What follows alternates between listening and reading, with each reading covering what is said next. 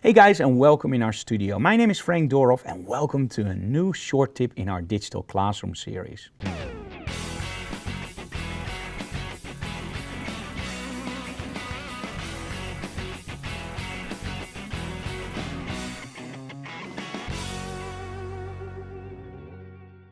Now you don't need fancy light to create a great image, right? Just a great backdrop, of course from Click Backdrops, and a great model. But most importantly, it's the poses that the model does. Now in this tip, I just want to talk about those poses. So I'm going to show you some images that we shot, and I'm also going to show you the lighting setup. But let's first take a look at those images.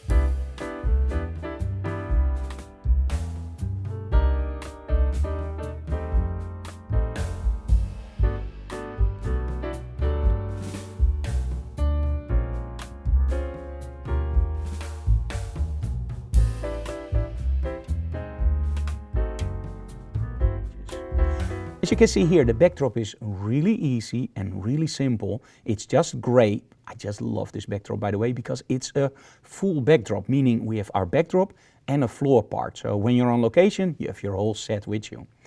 So as you can see here, it all is based on how the model is posing. And this is one of the things that I always look for in my models. I want a model that moves freely, not a model that just goes from pose to pose.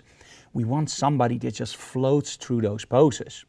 And I'm also not the kind of photographer that will tell our model to go a little bit to the left, a little bit to the right, just 1 centimeter. No, just start over. I love to just give our models free range. Do whatever you want, and I will just pick those moments and just shoot.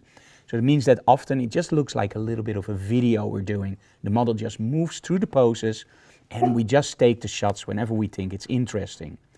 Lighting setup, very easy. Just a big softbox slightly from the side.